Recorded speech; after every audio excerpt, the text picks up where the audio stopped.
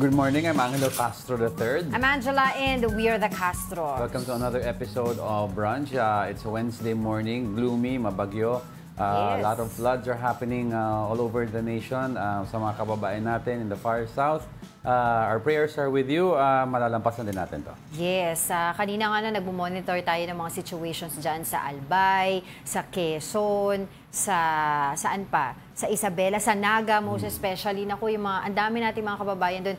Even si former Vice President Leni Robredo ay humihingi na ng saklolo kasi talagang hindi na daw yung mga bahay doon lubog na, kailangan na nila ng mga bangka para ma-rescue yung mga tao doon. Daming videos all over social media na nagsisigawan sila sa takot. Malalakas daw yung agos ng tubig.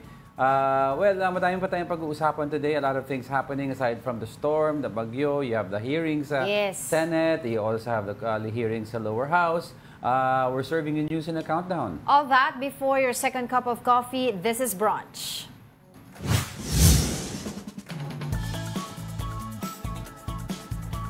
Placing 10th in today's countdown is about Cebu Pacific. Passengers of the budget carrier experienced massive baggage mishandling issues yesterday. Apparently, the checked-in baggages of some Cebu Pacific passengers were left in NAIA.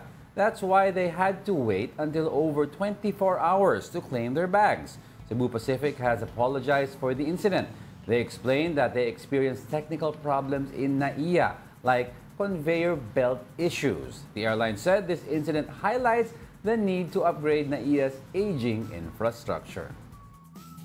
Grabe, nakita mo yung mga maraming maleta na yun. And speaking of aging infrastructure, yung baggage handling system pala ng NAIA, 20 years old na. It's really high time na yan ay palitan na. Actually, I don't know about this issue. Hindi ko ata nabasa ito. Pero kahapon pa yan. Ang alam ko from last week, yung technical issues nila were from the ticketing system, booking system, yung taxi system ng eroplano, pati yung runway, yung Meron sensors kasi sa runway na nagsasabi. Parang air traffic controller. Parang kung nag-signal sa satellite, kung nag-take off na, para yung next na, parang may issue daw yun.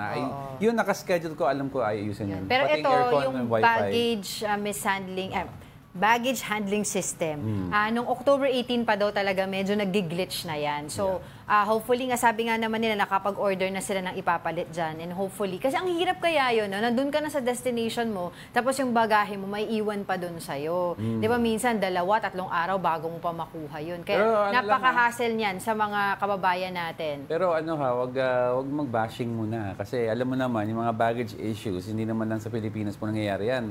There are other countries that are worse. For example, yung LAX, Los Angeles Airport, may mga issues na binubuksan pa yung maleta at ginagamit yung mga yung mga toothbrush, toothpaste, ganun. Pero yun nga yung dito natin sa NAIA, long-standing problem na kasi yan. Hindi sa NAIA kasi it's a technical issue. Yung nangyayari sa ibang bansa kasi human problem yon, binubuksan dito kasi the actual system itself is already. At saka kung maiwan yung bagahe mo ng 2-3 days, buti kung meron kang, you have the luxury to buy new set of clothes, diba, yung mga kakailanganin mo, pero sa iba talaga mag-aantay sila. Well, let's see.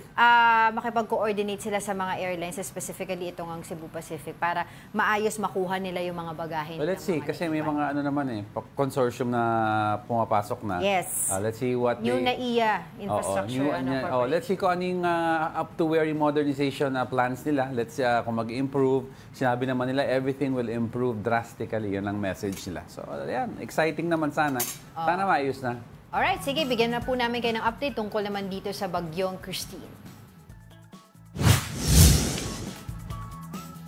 Coming in at our 9th spot, Tropical Storm Christine has brought widespread flooding in some parts of the country. In Tagkawayan, Quezon, some roads are currently impassable due to non-stop rains. Meanwhile, the flood in some parts of Naga City is at chest level already. In Libon, Albay, residents are staying on their roofs after their houses were almost submerged in flood. The whole province of Albay is now under state of calamity. It is also heavily flooded in San Roque, Northern Samar, and Tigkawayan North, Cotabato. Yeah. At least we were forewarned already by Pag-asa. Matagal na. Yeah, hindi pwede sabihin gulatan na certain areas already. Ibig sabihin forewarned, alam natin kung ano yung mga perennial flooding areas. So, it's up ngayon to the LGUs, ano yung preparations natin? Kaya nga, yung sa Albay kanina, nagulat din sila, but they can say na ito ang worst na tumama sa kanila dahil tropical storm pa lang naman siya eh. Tapos ang dami ng tubig at saka hangin na dala. Hindi pa nga siya talagang nakapag-landfall kagabi nung nauna yung pagdagsa ng baha doon sa mga kababayan natin. And at this moment, no, I was checking it kanina, tinigil nga daw ni Pangulo o kinancel ni Pangulong Bongbong Marcos yung lahat ng mga gagawin niya today, mga trips, no. At nandoon siya ngayon sa NDRRMC at nagkakaroon po ngayon no, ongoing yung kanilang press con para nga pag-usapan yung mga nangyayari ngayon sa iba't ibang lugar natin na apektado nga nitong tropical storm Christine. And dito din masusubok, 'di ba? Ang tawag dito paglilingkod unang challenge kay DILG Secretary John Vic Remulla. Although meron naman na siyang mga karanasan tungkol dito dahil sa Cavite, binabagyo din yan eh, di ba? So yan yung mga areas na ang tawag dito, babantayan natin like Naga, Albay, Quezon, Cotabato na talagang napakahaba, napakataas na ng mga baha dun sa kanila. We do hope to talk to Pag-asa later on. As we know, yung peak nitong bagyo, at least sa Luzon area, mararanasan natin tonight. Yes. Sinabi yan tonight and it's possibly exiting already around Friday morning to afternoon. Wala na daw out of par na yung bagyo. Pero yung peak, ika nga akala natin meron ng peak yan eh. Sa ibang kababayan natin, oo, pero yung pinaka-strength niya, tonight pa. So, we have to brace ourselves pa. And I hope yung mga LGUs are already prepared for this. Kasi although moderate daw yung ulan, ang problema dito, malakas daw yung hangin nito. Hangin. Oo. Tapos, I was checking kanina doon sa may Ginobata, Albay. Kasi di ba doon malapit ang, of course, yung Bulkang Mayon. Yung spillway doon ay tumagas na. So, isolated na yung Purok 1 and Purok 2. Dahil nga dito sa Bulkang Mayon, no? At sige, let's continue with our countdown. Okay. Now in our 8th spot is about the latest information about Tropical Storm Christine. Now let's get them from Pag-asa weather forecaster Chanel Dominguez. Hi Chanel, thank you for joining us today. Magandang umaga po sa inyo at magandang umaga din po sa mga taga-subaybay po natin. So, update po muna tayo dito sa binabantayan po natin bagyong si Christine. Ito yung huling namataan kanina 7 a.m. sa laying 310 km east ng Baler, Aurora. Ito yung may taglay na lakas na hangin na 85 km per hour malapit sa sentro at pagbugso na 105 km per hour. Ito yung kumikilos west-northwestward sa bilis na 15 km per hour. Dahil pa rin dito kay Christine, meron pa rin tayong tropical cyclone wind signal number 2 sa Ilocos Region, Cordillera Administrative Region, malaking bahagi ng Central Luzon, dito rin po sa Quezon kasama na ang Pulilio Islands, pati na rin sa ibang parte po ng Bicol Region. Signal number 1 naman po dito sa may Batanes, Babuyan Islands, Bataan, Metro Manila, Rizal, Cavite, Laguna, Batangas, nalalabing bahagi ng Quezon, Occidental Mindoro, kasama na ang Lubang Islands, Oriental Mindoro, Marinduque, Romblon, Calamian Islands, Sorsogon, Masbate, at kasama na po Anticaw at Burias Islands. Signal number 1 din po dito naman po sa parte ng Visayas, sa Aklan, Capiz, Antique, kasama ng Caluya Islands, Iloilo, Guimaras, northern portion ng Negros Occidental, northern portion ng Negros Oriental, northern at central portion ng Cebu, kasama na ang Bantayan Islands at Camotes Island, Bohol, Eastern Samar, Northern Samar, Leyte, Biliran at Southern Leyte. Signal number 1 din naman po para sa Mindanao, Dinagat Islands, kasama na ang Surigao del Norte, kasama ang Siargao. So nakikita po natin yung forecast track po niya, possible po ang landfall nito over Isabela or Northern Aurora mamayang gabi or bukas ng madaling araw. So nakikita din po natin, hindi rin po natin inaalis ang posibilidad na ito yung maging isang ganap na severe tropical storm bago po pumasok po ng ating Philippine landmass. At ang kanyang exit din naman po ay by Friday, October 25. Ayan po muna latest dito sa Pag-asa Weather Forecasting Center. Chanel Dominguez po, magandang umaga. Christy, Chanel, clarify lang natin to ha. Ano yung peak nitong bagyo specifically sa mga Luzon area? At saka kasi para usually gagamitin niya ng basis for the declaration also of possible suspension of work and classes sa mga ibang area. So tomorrow ba, do we expect another round of suspensions? So nakikita nakikita po natin, possible pa rin po yung mga pag-ulan po bukas. So, ito po kasi ang discretion na po ito ng ating mga LGU. So, kami po, nag-guide lang po kami ng mga possible po mga pag-ulan. Speaking of pag-ulan, Cheryl, ano yung mga volume na expect natin the next few days? So, sa ating pong weather advisory kanina nila, basta expect po natin, lalo na po dito sa Metro Manila, 50 to 100 millimeter of rains po or moderate to heavy na pag-ulan. Alright, gale warning po, Miss Chanel. Yun po, meron po tayong mga gale warning po. Ngayon po, nasama na po natin ang Batanes at Babuyan Islands. Meron po tayong mga gale warning, lalo na po dito sa northern and central Luzon, eastern seaboard ng southern Luzon, seaboards din po ng southern Luzon, at seaboards ng Visayas. Kaya pinapaalalahanan din po natin mga kababayan po natin na delikado po pumalaot sa mga nasabing seaboards po natin. Meron po bang posibilidad na maiba ang track nitong si Christine? Hindi naman po natin inaalis ang posibilidad na magbago po ang kanyang track, pero sa nakikita po natin, landfalling scenario po ang pinakamalaking probability po.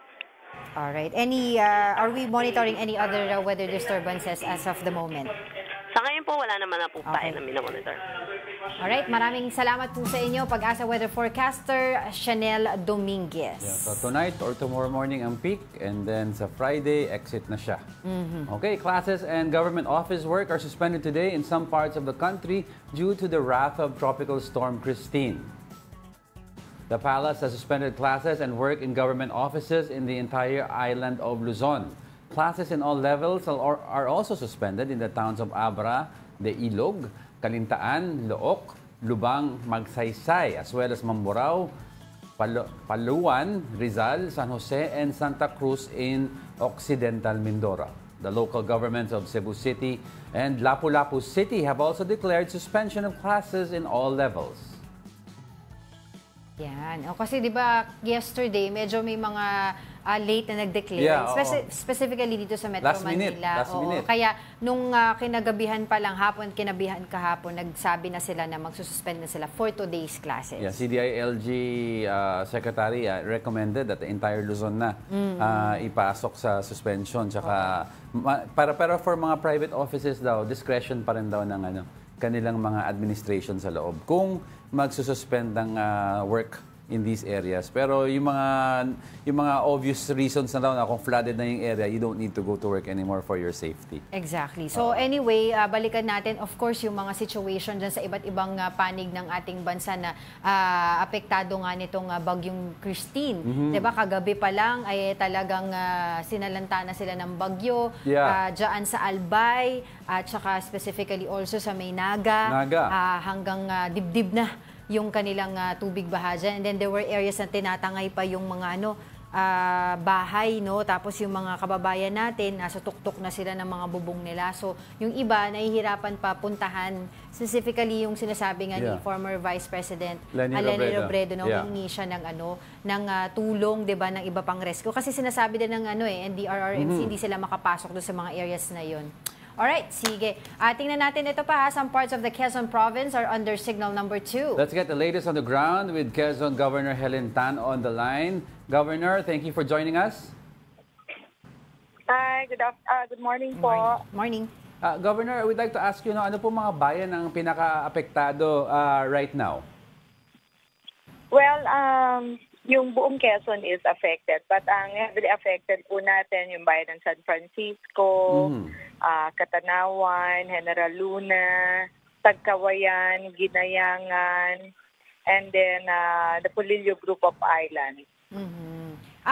Meron na po ba tayong datos kung ilang pamilya po yung mga apektado nitong bagyong Christine? Ilan na po itong mga nasa evacuation centers? At kung meron pa po na mga pamilya na hindi pa po na-evacuate na kailangang mailikas?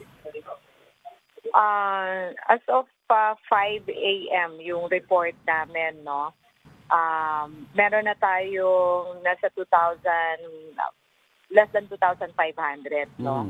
Yung initial report na sa evacuation that comprises mga 8,000 plus na individuals.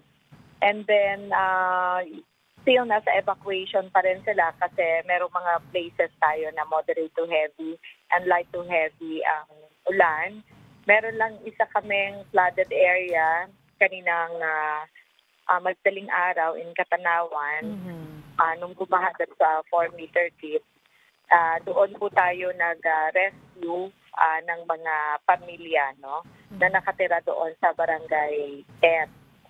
And dahil doon sa lalim at medyo mahirap yung access, ay ongoing po yung rescue namin pagkuha ng mga individuals na na-trap up. But so far, majority nandun na. We're still awaiting report. Hindi lang kami makakuha ng update kasi everybody's busy doon sa pag-respond. Okay? So, nasa ground sila lahat.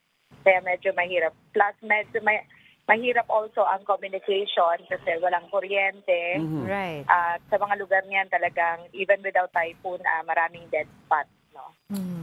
Speaking of response, Governor, ano po ang nakikita niyong challenges pa so far moving ahead with regards to making sure na yung supplies po ng mga na-evacuate at iba pa hindi pa na-evacuate ay sufficient enough? Yeah, kami naman dito po sa Quezon, laging handa when it comes doon sa basic need nila, which is food, no? So, meron po tayong mga naka-preposition. Siyempre, yung augmentation ng national, kailangan po namin. That's kasi right. we prepared naman mga goods that might not be enough, no? So, provincial government na po ang augment yan. Actually, nasa forefront po ang provincial government sa lahat ng municipalities natin prior to typhoon, no? So, naka-in place po tayo. So, yun lang po ang assistance. Then, kung makakuha na po kami ng report, wala pa po kasi pumapasok sa damaged houses, partially and totally damaged. Yes, and kung meron tayo mga hanging bridge or footbridge, spillways na mga nasira or building. So, as of the moment po, wala pa po kaming datos about that kasi nga everybody's busy po para doon sa pagtulong sa mga tao in the ground. Meron po ba kayong panawagan, Governor, dun sa mga kakailanganin niyo pa dyan in terms of rescuing our ating mga kababayan na stranded po sa baha, no? Specifically yung mga hindi po maabutan ng mga rescuers? Yeah, so far okay na po kami. Nandito po on ground naman ang AFP, PNP, BGMP, and then DPWH po nakiklearing na. Nagpa-augmenta lang po ako doon sa hindi naman affected na district engineering. Pina-augment ko doon sa third engineering. So sila ay tumutulong doon sa pag-clear po natin. So far, kaya pong i-manage as of the moment ng Quezon Province and ang ating mga municipalities with the national government agencies on ground.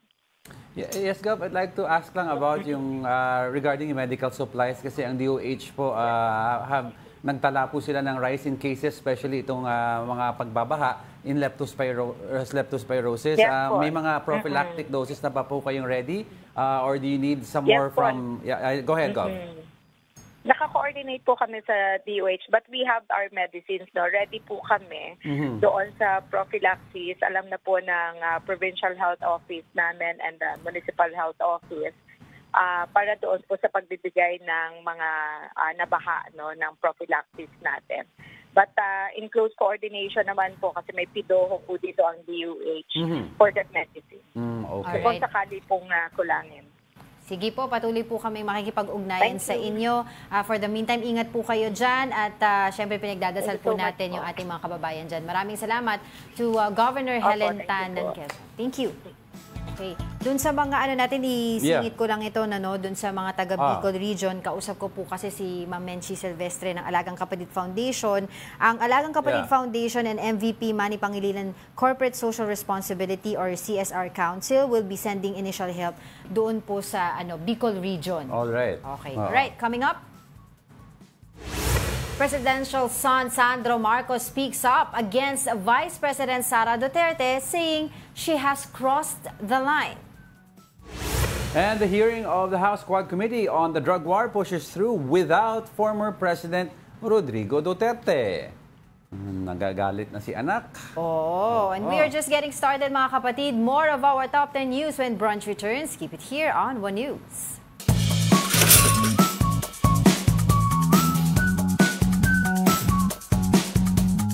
Good morning. you're still watching Brunch here on One News. Matindi rin ang pag-ulan at pagbahang naranasan sa Bicol Region. Kamustahin natin ang sitwasyon dyan. We have Albay PDRMO OIC Dante Baclao. Good morning, Dante. Good morning po. Yes, Dante, thank you for joining us. Now, let's get right to it. Kamusta na ang sitwasyon dyan? What are the flooded areas we are monitoring? Sa ngayon po, medyo maganda na ang panahon. Tumigil ang ulan at wala na rin po yung pabugso-bugsong hangin. Itong nakaraang araw po, talagang matindi yung ulan. In fact, may mga areas kami na flooded hanggang bubong. Opo. Opo. So, go ahead po, sir. So, kagabi po, may mga supposed to be humihingi sa amin ng rescue. Kaya lang talagang nahirapan yung mga rescuers natin kasi nga po, masyadong mataas yung tubig. So, delikado rin po sa ating mga rescuers. So, kinailangan nating pahupain muna yung yung tubig baha. So ngayon po ba, hupa na po lahat yung mga dadaanan po ng ating mga rescuers para makuha po, ma-evacuate pa ilang mga kababayan natin na natrap sa kanilang mga bahay dyan? May mga areas pa po na may mga tubig pa, pero yung iba po pa na umuhupa na. Especially po doon sa 3rd District of Albay, sa Libon Albay, Pulangi, and Was. Talaga pong matindi ang tubig doon. Kasi po, naranasan namin ito since 55 years ago. So ngayon naman, yung dala ni Christine, mas matindi po ito. Kasi katumbas na po ng 60 days na pag-ulan. Wow. Ang dala ni Christine, ginawa niya lang po sa 24 hours po. Meron na po ba tayong datos doon po sa mga pamilyang nailikasan natin? Nasaan po sila? Ano po yung mga kailangan doon sa evacuation centers? Go ahead po. Meron na po tayong datos. Actually po, as of now, ang nasa evacuation centers, nasa around 32,000 families. Wow. At least 100,400 individuals. Yes. And kamusta na po yung mga ibang infrastructure dyan? Like yung mga important, aside from yung na-mention nyo, yung mga ibang daanan na baha, yung mga ibang buildings po, yung mga poste po ng kuryente, of course, yung mga karamihan po sa bagyo, nabanggit ni Presidente noon, yung water system, nako-contaminate daw. Yun nga po. So far po, pagdating sa dala ng hangin, wala po tayong konti lang po ang damage doon. Ang marami pong damage yung dala ng pagbaha. May mga may mga kalsada na hindi na po passable. Saka may mga bumagsak na mga kalsada po, gawa po ng baha. Ano pa po yung mga kakailanganin po ng ating mga kababayan dyan, maging yung ating mga rescuers, para po matulungan po kayo? Ang pinakakailangan po namin ngayon ay yung mga pagkain, kagaya po ng bigas, yung kagaya ng kung pwede po, tubig, tapos po medicines, and nag-request na rin po kami sa OCD. Kailangan namin ng yung malalaking sasakyan na pwedeng kahit sa baha, pwede pong magamit. Alright, sige. Patuloy po kaming makikipag-ugnayan sa inyo. But for the meantime, maraming salamat po at ingat po kayo dyan.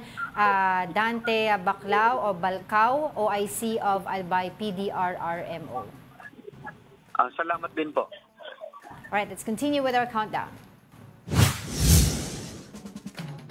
On our top 7, sellers and buyers of second-hand vehicles are now required to report ownership to the LTO.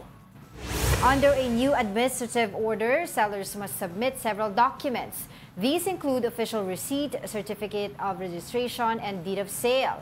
Buyers meanwhile need to complete the transfer of ownership in 20 days. According to the LTO, those who fail to comply will be slapped with a 20,000 peso fine each for a total of 40,000.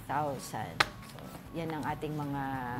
This is dun to sa curb... mga August nila pinalabas yan eh. This is to curb kasi yung mga carnapping modus Yes. na dinidelay nila yung pagre-rehistro para ma-change yung mga ma-scrap off or ang tawag doon, fina-file nila out yung mga VIN number ng engine tapos magre-reproduce ng papers so magsa-cite na lost documents lang. So LTO will then re-register everything. Kaya ito Exactly. automatic. Kailangan when you buy a second-hand car, magpalitan na kaagad ng deed of sale at makuha kaagad ng buyer yung actual ORCR. Oo. Kasi nga, if I'm not mistaken, mga last year may mga crimes din na naitala. Tapos yung nakita nila kung sino yung may-ari ng sasakyan or ng motor, ay naibenta na pala. So, hindi ngayon matrace. Ang daming instances dyan na, for example, may mga nakihit and run or yung that issue with that, yung Chinese ba yun, yung nasa kalye, yung naka-Mercedes, yung namarel, tapos may maid, tsaka yung bata.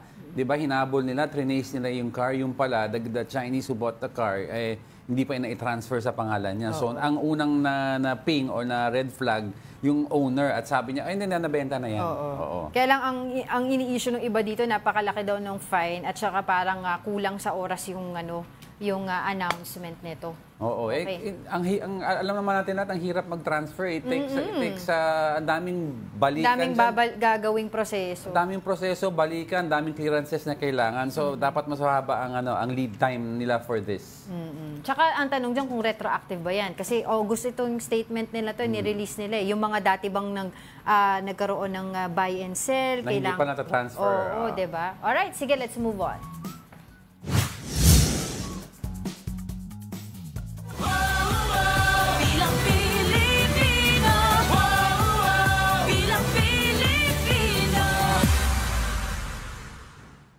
Moving over to our top 5, the COMELEC has presented that the third data center that will be used for the 2025 midterm polls. The data center is located in Parañaque in addition to 2 others in Makati. These facilities will receive the votes transmitted from voting precincts. Gusto natin malaman ng sambayanan. Saan ba located dyan? Saan pinapadala yung lahat ng results? Saan ba yung pinaka-servers ng mga commission ng elections?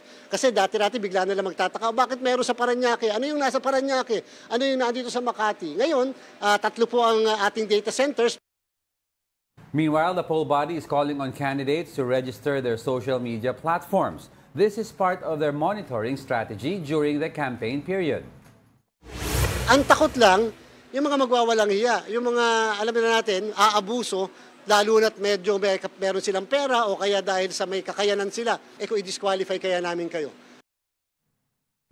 Yan. At nung isang araw din o yesterday, nagpalabas din sila na tuluyan talaga officially, babana nila ang TikTok. When it comes to campaigning. Sabi ko nga, di ba, nung nanalo si former President Rodrigo Duterte, he utilized yung Facebook. Nung nanalo itong si PBBM TikTok. Pero how could you ban TikTok? Because ang dami nagpo-post na followers na not associated with the candidates. Yes. Oo, di ba? Tapos yung pagre-register mo ng social media, maraming pwedeng mag-create ng mga fake accounts. Actually, ang dami. Like, for example, there was a case in point na yung kay Senator Bam Aquino, there were 3 accounts. Yung sa 3 accounts, 2 may blue check. Di ba? Pero kasi you can purchase blue checks. Oo, you can purchase a blue check. Pero nakita nila at I think long time ago na ayos si Senator Bam Aquino yan, na point out nila na yung isang blue check nga sa paid blue check, which is not the original. Right. The original one was yung blue check na granted by Facebook to actual influencers or politicians or people of standing. Oo. Di ba nga kasama yan dun sa panata wall nung yes, ng napirmahan nila after na mangangako sila na hindi gagamit ng AI, ganyan. Kasi ang dami kasing AI ngayon, mga deepfake ba? Ang dami naman pledge wall pinipirmahan ever since tingnan mo nangyari sa bansa natin. Alright, sige, let's continue with our countdown. Placing 5th is Mar Valbuena. The senatorial candidate said the reopening of consolidation program is a proof that the government is failing with their PUV modernization program. In an interview with The Big Story, Valbuena said the extension proves that only a few jeepney drivers and operators followed the government mandate. He also expressed doubts with the Land Transportation Franchising and Regulatory Board, or LTFRB's claim that over 83% of PUV operators complied with their order. The LTFRB earlier reopened the PUV consolidation program until November 29. Oh, malinaw naman yun na they're not against the modernization of yung mga jeepneys and ano. It's just the method of consolidation. Parang nauuna ang actual consolidation rather yung route yung rationalization plan. Diba? Kasi in other countries, unahin nila yung ano yung routes, how many jeeps or transport vehicles do you need per route, and then we will assign. Dito kasi pinakonsolidate na, tapos to follow yung sa document mo, to follow kung anong ruta ka ilalagay. Diba? Yun ang pinuntirya ng marami. Oo. Tapos ito, yung ano nga sinasabi na reopening, diba, nung kanilang consolidation, ay proves nga daw na konti pa lang yung sumasali. Pero although sinasabi ng LTFRB, naka 83% nila. And they're just doing this para lang tumugon doon sa panawagan ng Senate. Pero yung pagko-consolidate as much as possible, sabi nga nila, hindi na po pwedeng mag-create ng bagong cooperative, 'di ba? Pero kasi there are certain routes na wala pang kooperatiba. So I think it's case to case basis. Saka mind you, hindi lahat ng transport groups are against itong program or consolidation. Ang mga iba nga are saying unfair naman kung isa-stop natin to. O kasi nakapag-consolidate. Yung mga iba na sumunod na at maayos na ang nagpa-apply ng route. Yung mga iba may modern jeepneys na. Diba? So parang sinasabi na dapat ituloy-tuloy na and that the government should stand firm with implementing this. Kung hindi, this will be a long-standing debate for years to come. Oo. Alright, sige, let's continue with our countdown. On our top 4 is about the interesting Marcos-Duterte feud. Congressman Sandro Marcos hits back at Vice President Sara Duterte, saying she has already crossed the line. Here's the report. The Vice President said that you don't know how to be a president. Comment that you don't know how to become a president. President Bongbong Marcos simply smiled when asked about the recent tirades of Vice President Sara Duterte. But his son, Congressman Sandro Marcos, hit back at Duterte. In a statement, Sandro says that he has held his tongue for so long out of respect, but he couldn't stay silent when Duterte threatened to exhume his grandfather's remains and behead his father. Sandro described this as, quote, bizarre temper tantrum that has been condemned by the nation. With that, he said the Vice President has crossed the line. Prior to this, Ilocos Norte Governor Matthew Manotoc came to the defense of his family. In response, Duterte said she understands their reactions, but she noted that she was also just defending herself. Ayoko na banggitin lahat ng pagmemersonal nila sa akin. Pero i-review ninyo lahat ng ginawa nila sa akin. Sila ang nauna. Kayo ang nauna. Bakit? Because of envy and jealousy.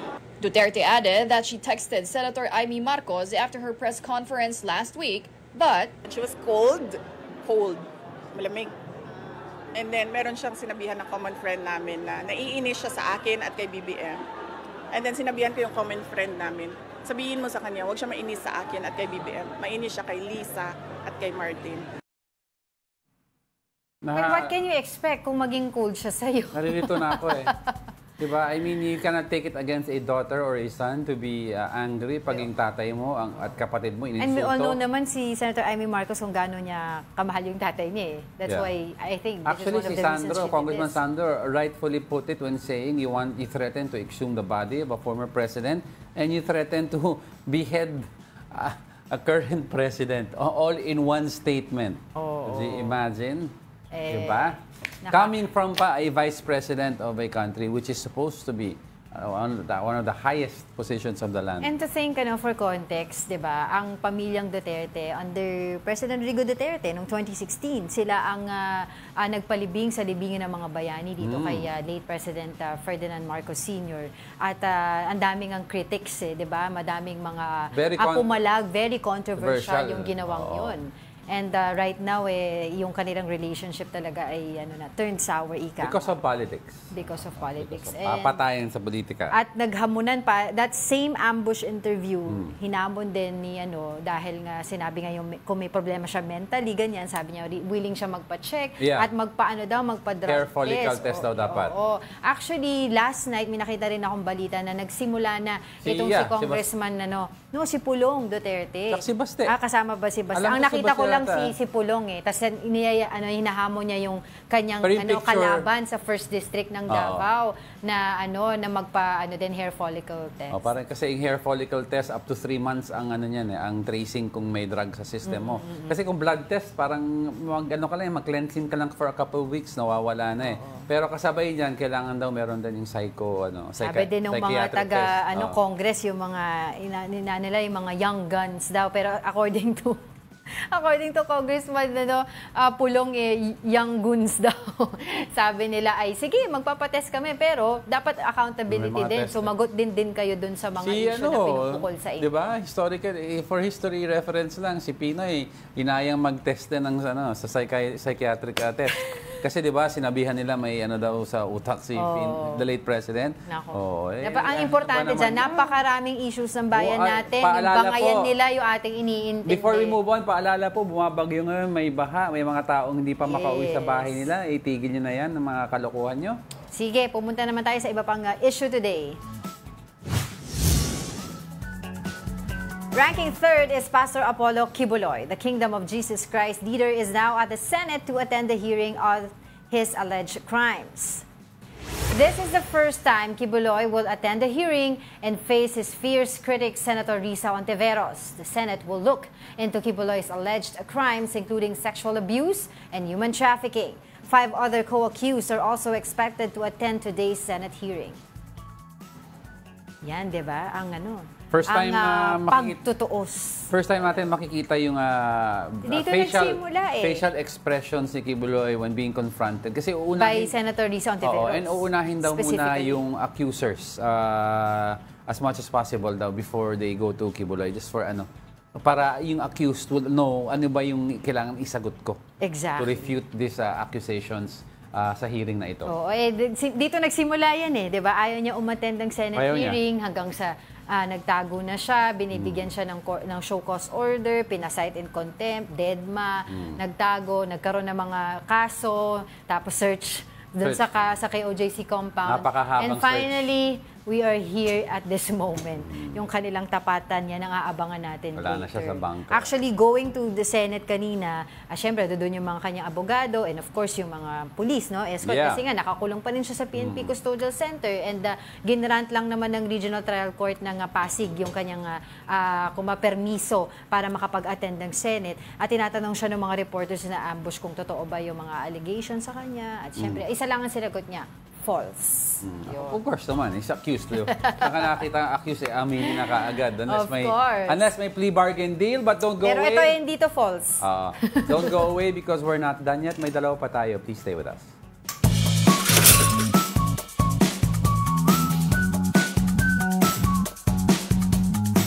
Welcome back. You're still watching Brunch here on One News. Pasensya na po sa mga viewers natin. Bawi na lang tomorrow. Dami kasing balita nangyayari. So, yung mga kami makabate.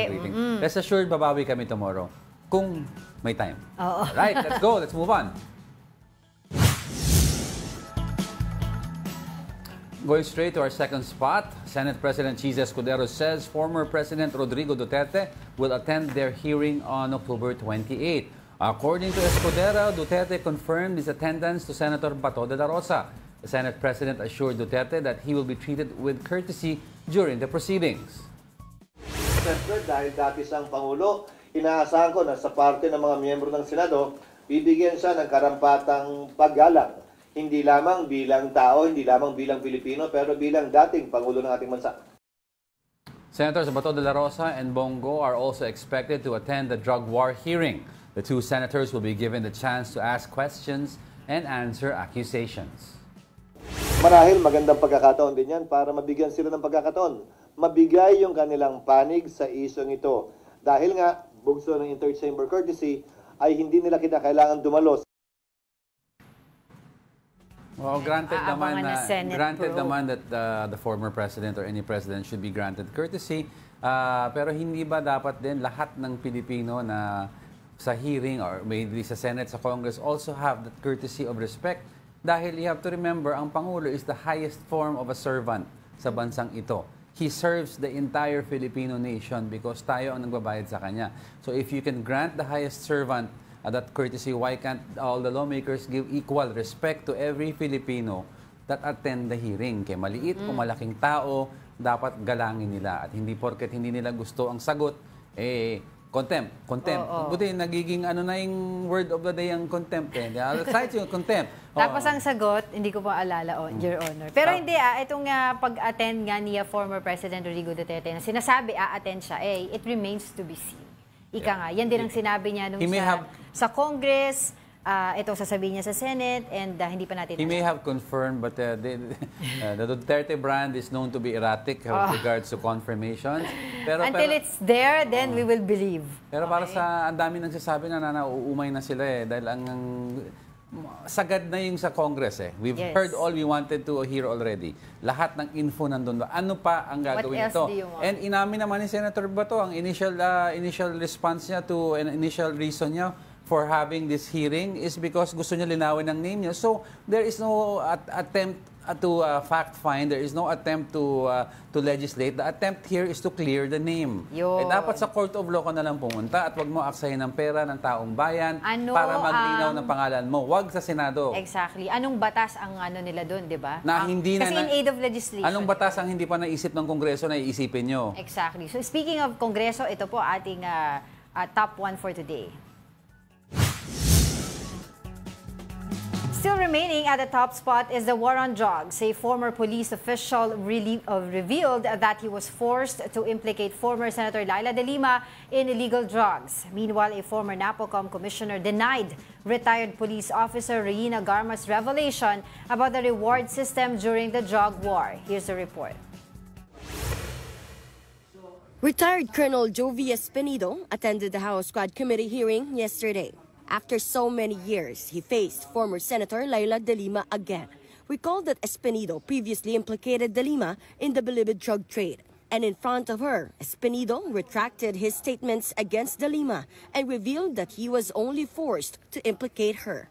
With your answers to my questions, Colonel Espinido, this afternoon, are you retracting all the testimonies that you gave against Senator De Lima during that Senate investigation? Yes, Your Honor. Meanwhile, De Lima urged the Marquez administration to allow the International Criminal Court or ICC to conduct their investigation into the war on drugs.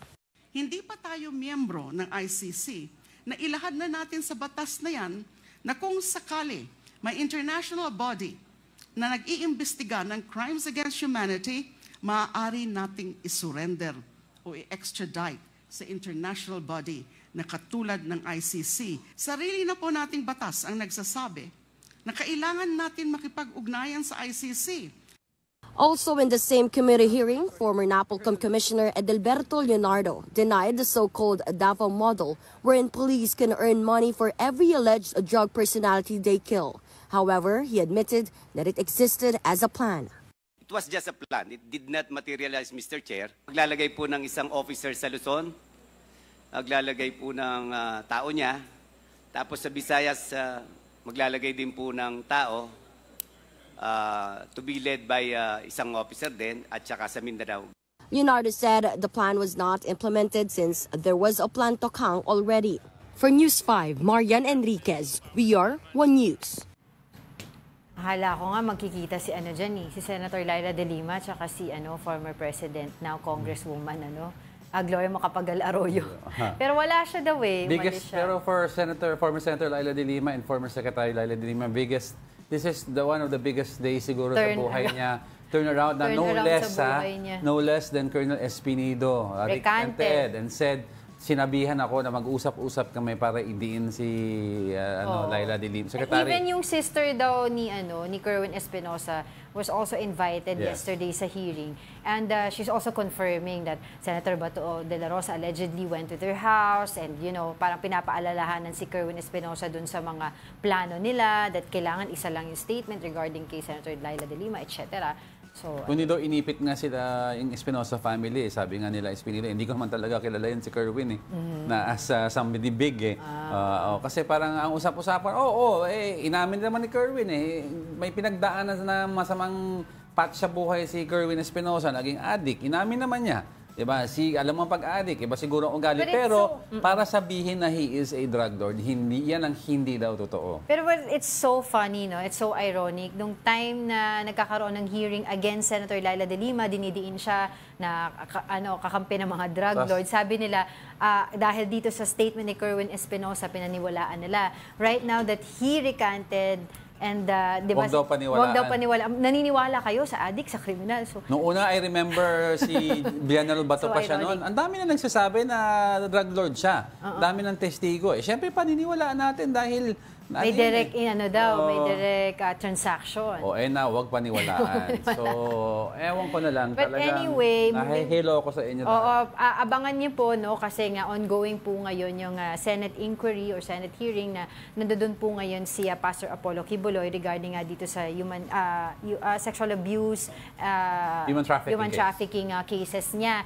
No? And of course, yung antabay po tayo dun sa mga kababayan natin sa salanta po ng bagyo. Hindi porket may mga hearing, huwag natin po kakalimutan ang actual important event that is happening, which is kababayan natin. Kailangan po nila ng tulong sa Naga, kailangan ng mga boat, kailangan ng pagkain. Kausap nga natin yung sa Office of the PDRMO kanina, di ba? May mga taong hindi pa makauwi. Yes. Alright. Okay, sige. And tomorrow na tayo mag-quote sa mga bate. And thank you for joining us today. That wraps up today's episode of Brunch. Join us again tomorrow. I'm Angela Lagunsad Castro and he is Angelo Castro III. Stay safe and dry. We are One News, all sides, all the time.